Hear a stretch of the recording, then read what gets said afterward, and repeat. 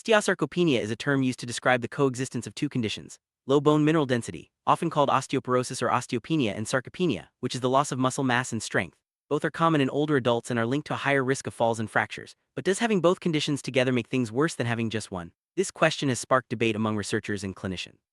In this video, we'll explore the latest evidence from a systematic review and meta-analysis, breaking down what osteosarcopenia means for fall and fracture risk and whether it should be considered a unique clinical entity. Let's start by understanding the basics and why this topic matters for aging populations. To answer whether osteosarcopenia increases the risk of falls and fractures beyond low bone density or sarcopenia alone, researchers reviewed 7 prospective cohort studies from around the world.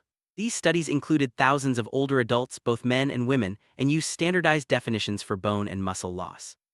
The team compared groups with osteosarcopenia to those with only low bone density or only sarcopenia, analyzing the rates of new falls and fractures over several years. Surprisingly, the results showed that people with osteosarcopenia had a similar risk of fractures as those with low bone density alone, but a higher risk than those with sarcopenia alone. When it came to falls, the risk was about the same across all groups.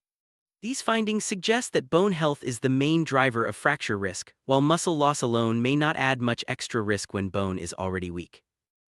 One of the most important questions is whether osteosarcopenia should be treated as a separate clinical diagnosis. The review found little evidence that having both low bone density and sarcopenia together creates a risk that is more than the sum of its parts. In other words, there was no strong synergy, no significant additive or multiplicative interaction between the two conditions in causing falls or fractures.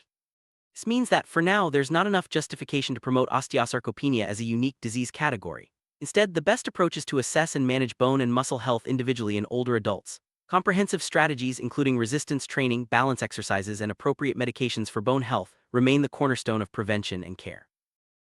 What does this mean for older adults and healthcare providers? The evidence suggests that focusing on proven strategies for bone and muscle health is more effective than worrying about a new combined diagnosis. Regular screening for osteoporosis and sarcopenia, personalized exercise programs, and healthy nutrition are key. While research continues, current guidelines recommend targeting each risk factor, bone and muscle, on its own.